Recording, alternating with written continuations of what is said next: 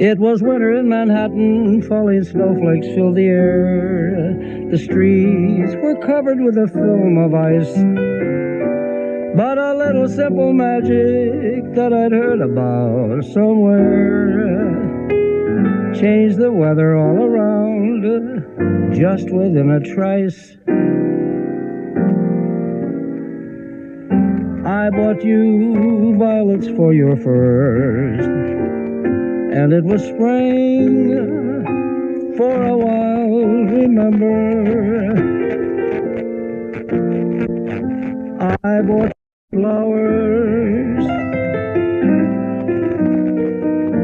and melted where it lay. The snow looked like dew on the blossoms, as on a summer day.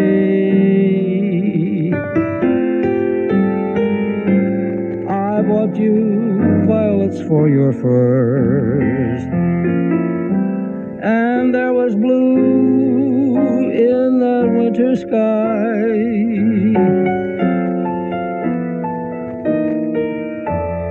You pinned my violets to your furs and gave a lift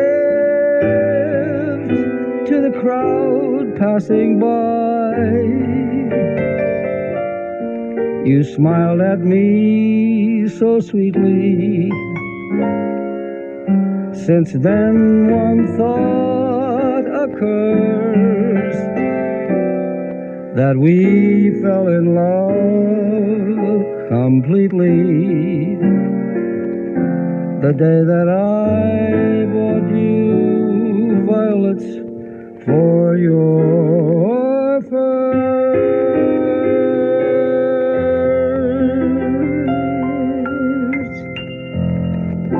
Whatever. Oh, that's so wonderful, just as I remember it. You have the same sound, and no, that's one of my favorites that Tom and I have written. One of the favorite ones, I think. Now, actually, when was that song written, roughly? 40. It's amazing how these things hold up. 41, my gosh. It's amazing how I hold up. Well, I'm holding up pretty well. Thank you. And something else I was going to say about that. Now, in other words, you were writing songs for Jimmy Dorsey. No, Tommy. I mean, for Tommy Dorsey. Yeah. And that's when Frank was in the band. He was in the band, and this was great, because he did Everything Happens to Me and other songs of mine, at the time. Well, did you do any instrumentals? I was writing for the Pied Pipers, which was a vocal group. I wrote special material for them. I remember. Wonderful group. Joe Stafford was a member of the group. Sure. She was singing in the group. I would really love to hear you do another number. Okay. Here's a song that actually is my second published song a number of years back. This is before I joined Tommy Dorsey. And I wrote this song called Love Turns Winter to Spring. And the Four Freshmen with Capitol made a wonderful recording of this song. I don't know if you've heard it. I do.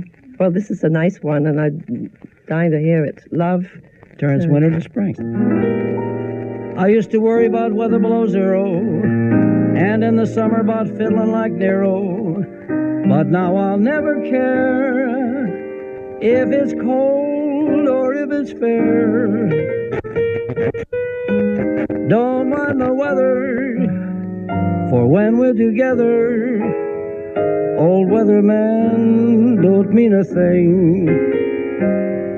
If it rains or it snows, everyone knows love turns winter to spring. All of a sudden, rosebuds are budding. It's such a miraculous thing. For like some lovely dream, with romance its theme, love turns winter to spring. I thought the cold old snow would stay, and stay, and stay, and stay.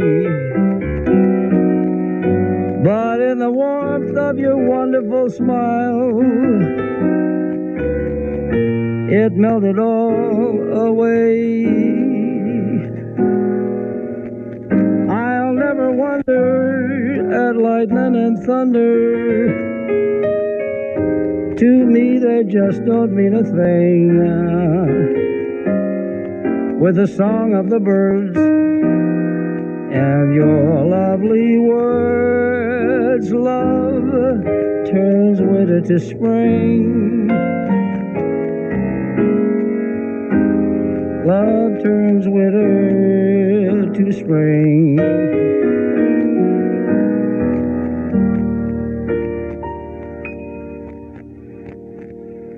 You know, Matt, I just love the way you accompany yourself. Well, thank you. It's such a good chords, and which you always play. Well, I've been working with this accompanist for a long time. Well, you certainly couldn't find a better one. This accompanist is just terrific. But Thank you. What came first? I mean, did you start playing piano as a little kid?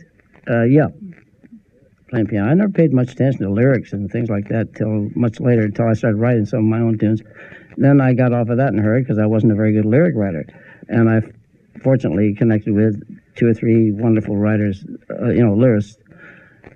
Okay. But piano was my first, and it stayed with me all the time. Yeah. Don't you come from a sort of showbiz background? Weren't your parents in the business? On my mother's side, the whole family were in vaudeville as a musical Really? act. Yeah, they were actually a semi-classical act. They toured the country in vaudeville and then salons and hotels and things. And my father was a singer on the stage. As a matter of fact, my mother and father were married between acts. They met because they were both booked in the same theater in Seattle. Oh, my God. And during the 1 week or 2 weeks that they were there, they were infatuated with each other and they buzzed off. And my mother was a member of the family act called the Five Musical Lovelands, which was an old-fashioned title. You know, they played many instruments. And my grandfather resembled Teddy Roosevelt at the piano. But anyway, then my mother gave up performing. She was a wonderful violinist. And my dad was you might say Irish tenor, but not in the tradition, not the Irish songs, but he had a tenor voice and quality. Very popular as a young person. But that's where I started there, and nobody really told me what to do, and it was just kind of natural that I got into it. And fortunately, my mother encouraged me to stay with the piano and everything, you know. Well, but how did you get into jazz? I mean, you play all the good jazz chords just from listening to bands? Listening to bands, Art Tatum and Fats Waller. Of course. I learned my dues at the time listening to them. And it instilled something to me. I loved the chord changes, and I was curious all the time about locating new sounds. But I stayed with the chords, and I've always loved chord harmony, and I'm fascinated with when people have flattered me over the years by playing my standards in their particular style, like Oscar Peterson and George Shearing and whatever, and wonderful, and of course Ella singing the songs. When they change the harmony a little bit, I'm just thrilled to death what they do with them, you know. Isn't that great? Well, I hope you're going to be thrilled with what I'm going to do, because you and I are going to play Let's Get Away From It All, and that's going to be a kick for me, but I'll just back you up. And I'll back you up. So we'll trade off, shall we? We'll trade, right. But before we start, I just want to tell people listening that this show is in stereo. My guest, Matt Dennis, is over there on the piano on the right, and I, Marian McPartland, am on the left. And we're going to blend just beautifully on this next tune. Let's get away from it all. Okay. You want to do an introduction? All right. All right, you count it off then. 1, 2, 3, 4.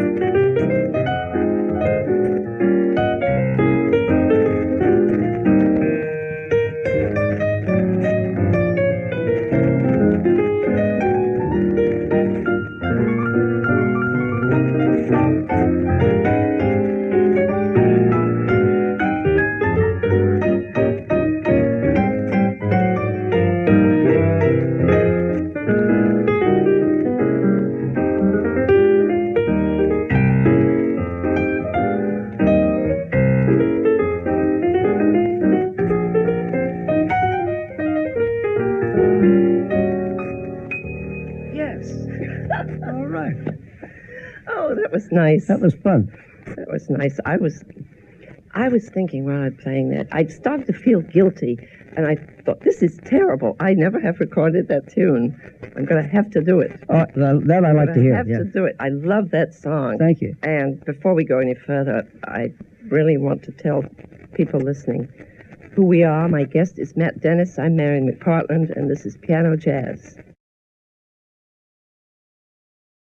Well, who else did you write for in those days, or were you strictly with Tommy Dorsey? Well, it was Tommy Dorsey when I was writing songs for his firms. In those days where the hotels in Manhattan were fortunately booking Harry James and Jimmy Dorsey and other big bands. Well, so when did you actually write Angel Eyes, and who was the lyricist on that one? Earl Brent was a writer at Metro, writing special material for Catherine Grayson and others, and he played wonderful piano. And he had a very sophisticated flair for lyrics, and he liked my tunes. So, and he wrote tunes too, but he liked my tunes, and we got together, and it was a lot of fun. And for example, Angel Eyes was one of 3 songs we wrote one night, just trying to write some songs. In one night? Pardon me? You wrote them in one night? One evening, we got together for a little barbecue or something, and we said, let's try to write some songs. And Angel Eyes was one of them. So Ella had recorded it for Decca, and they refused to release it. They said it's not commercial. And she left Decca. That was one of the reasons she left, and went with Verve with Norman Granz. Granz, yeah. And she recorded it over, and several times. I think she recorded it 4 times, and it's lovely, you know, what they did with it, and I'll always be grateful to Ella. Well, she certainly affected me with her rendition of that song. In fact, I'd love to just try and play it. Please do, Marian. I'd love to hear you. Okay.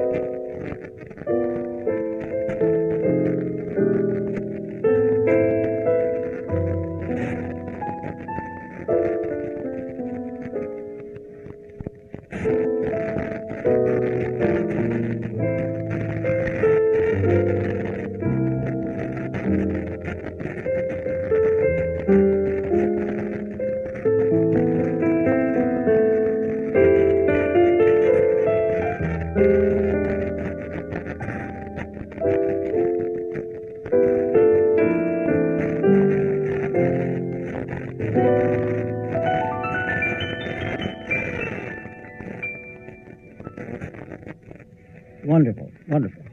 I love it. You've got several things that are just marvelous. Your touch is wonderful.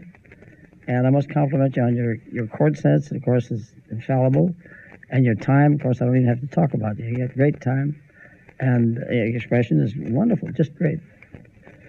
But now, you were going to tell me about another song. Well, we wrote 3 songs the night we wrote Angel Eyes, and one of them we'll forget, and the second one I always thought might have had some possibilities. And in the album that Jenny and I made for RCA of Japan a while back, I stuck it in the album, and it goes something like this. It's called Never You Mind. Okay.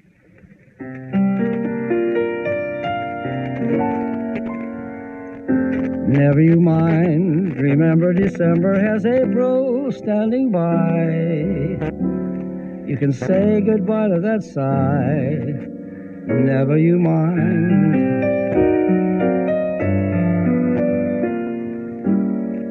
Soon you will find your old friend the willow has suddenly ceased to weep. You can stop losing that sleep. Never you mind.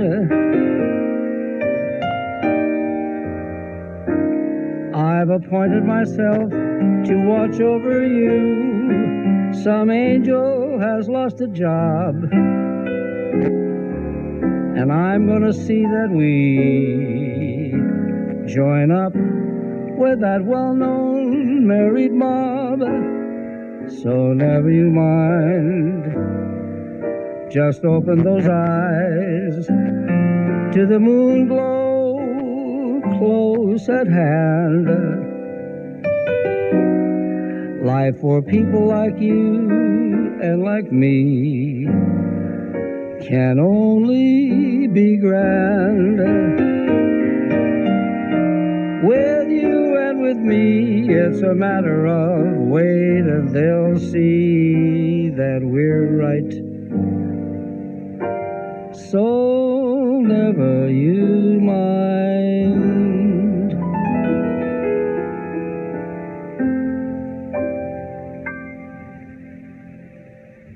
Oh, how pretty. I don't think you guys were having a barbecue that night. I think you had a jug on the piano. No, I wasn't drinking too much then.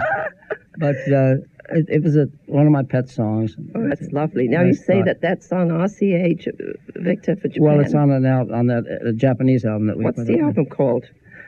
Matt Dennis is Back, Angel Eyes.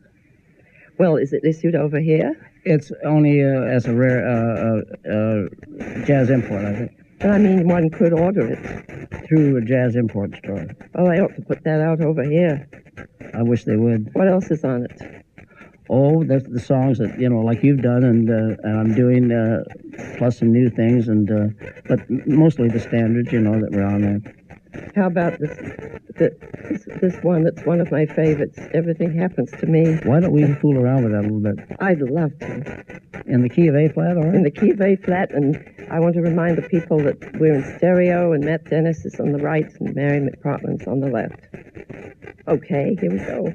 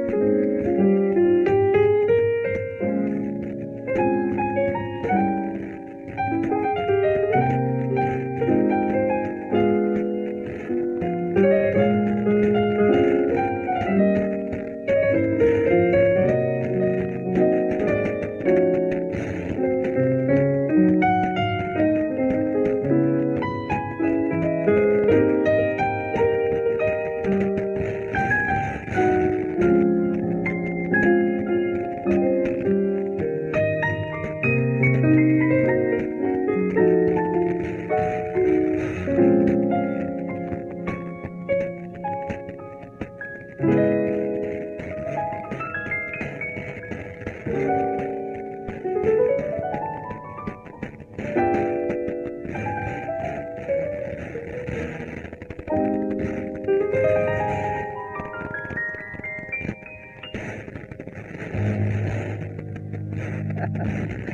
was fun. That was fun. I was getting very selfish, Matt, because I was enjoying the way you were backing me so much. I was getting ready to take like 10 choruses. I wish you had. I was ready to support you there. Well, that was really fun. It sounded wonderful. But you know, I would love to hear you sing one more. Will you do another vocal? Yes, I'll do one that's kind of in the back of the file cabinet. It's called Junior and Julie. Okay, go ahead. We're saving our pennies for Junior and Julie, the two greatest kids in the land. Julie's a doll and that Junior's a howl. When you see them, you'll understand. We're saving our pennies for Junior and Julie. We've got all the plans made, you see. And when they work out, and they will without doubt, you'll see just how proud we will be. Junior will make a great doctor, a man of renown he will be. Julie will be a great lady, maybe asked to the White House for tea.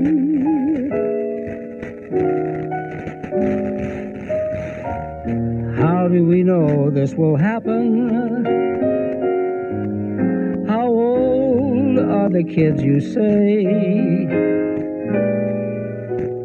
Well, we're pretty sure, but it's too early to tell, 'cause we just got married today. And we're saving our pennies for Junior and Julie, and we've got it planned that way.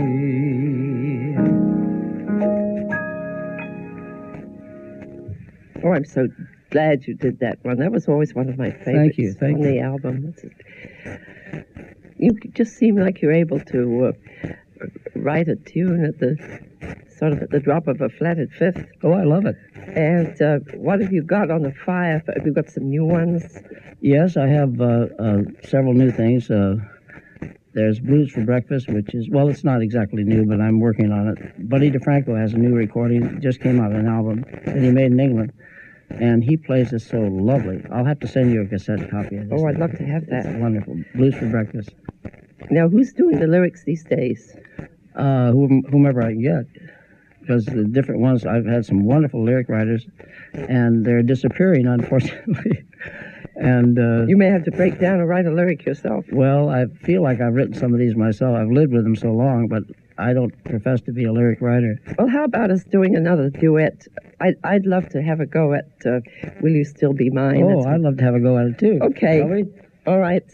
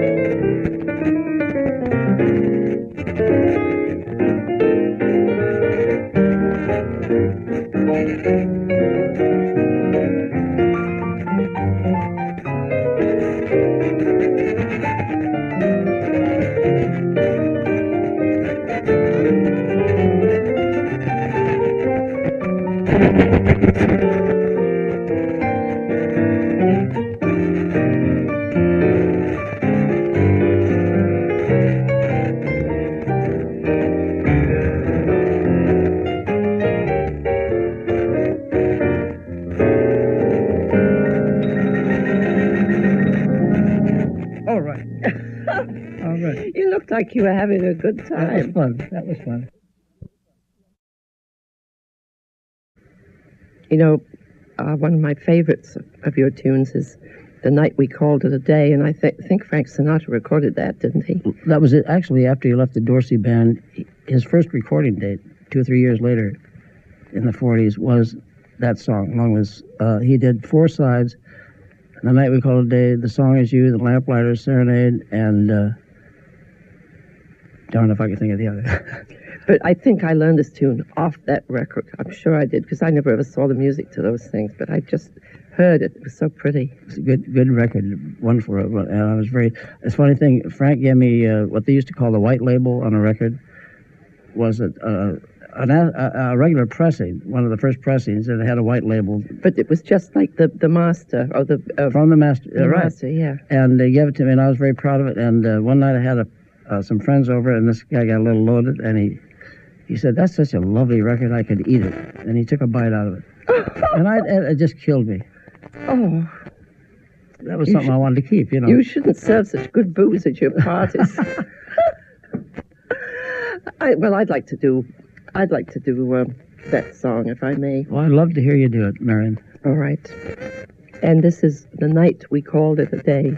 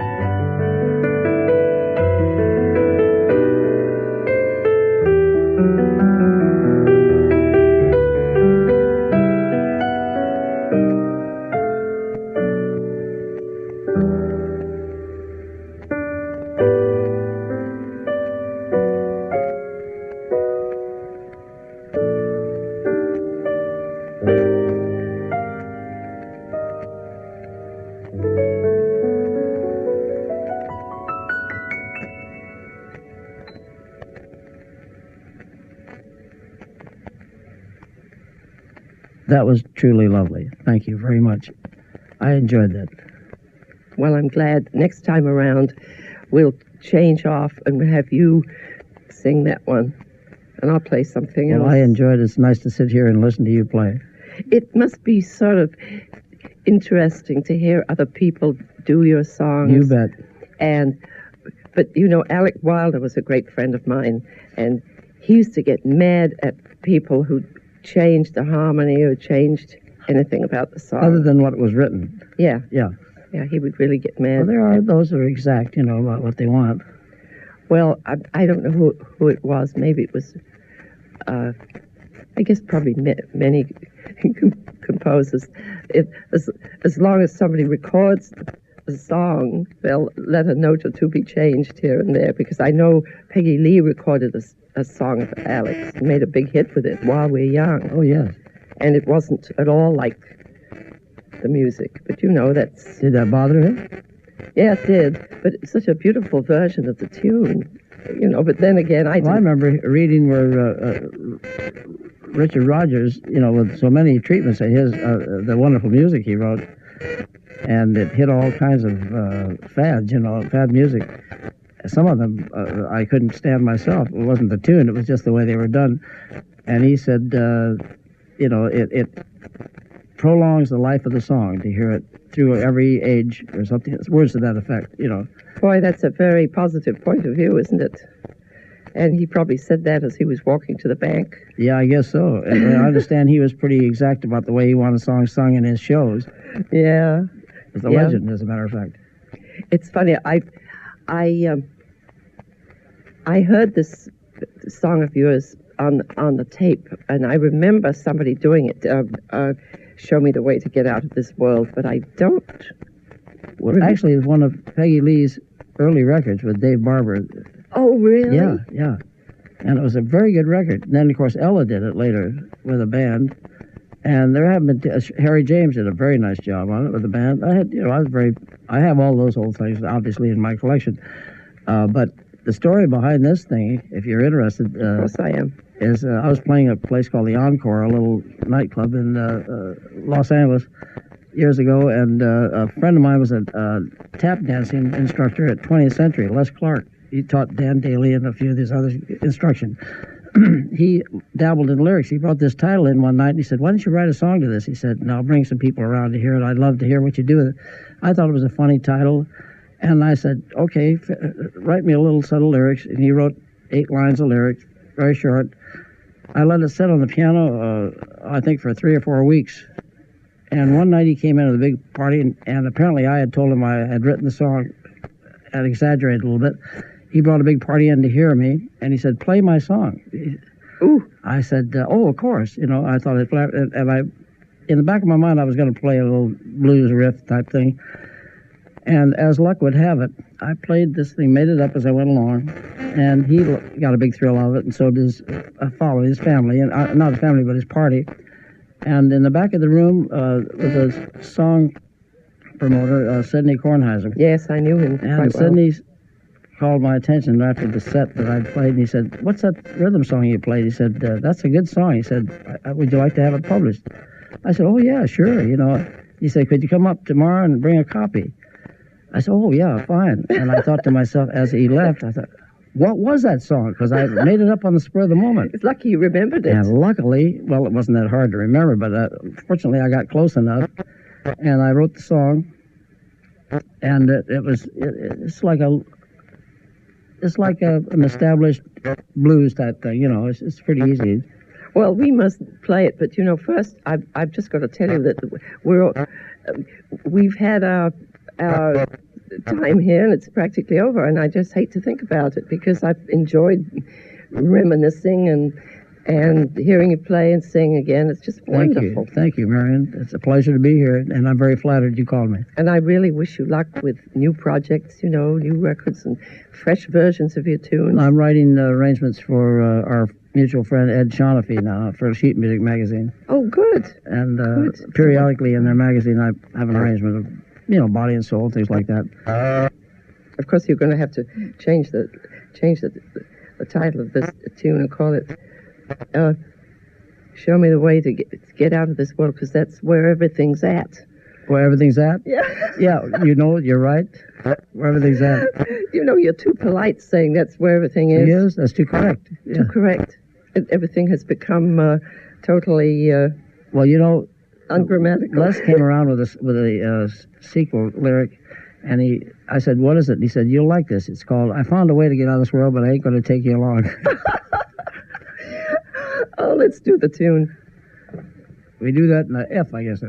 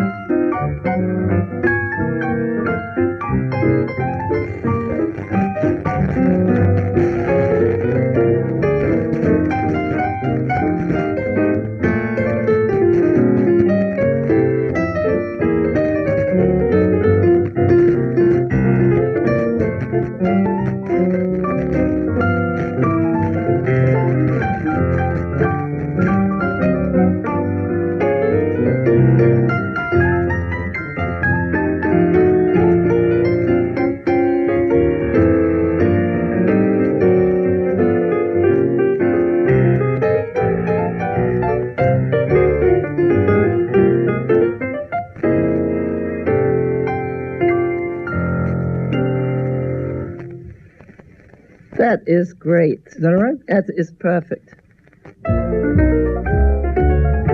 My guest today on Piano Jazz has been Matt Dennis. I'm Marian McPartland, inviting you to be with me next time when we will have another great artist from the world of jazz. Piano Jazz is a production of the South Carolina Educational Radio Network. It is produced by Sherry Hutchinson. The recording engineer is David Glover. Mastering engineer is Bill Sexton. Production assistant is Doug Keith. Executive producer is William D. Hay. Special thanks to the Baldwin Piano and Organ Company. Piano Jazz is made possible by a grant from Exxon Corporation. Additional support for this program is provided by National Public Radio member stations and the NPR Arts and Performance Fund. Contributors include the National Endowment for the Arts and the Firestone Trust Fund. This is NPR, National Public Radio.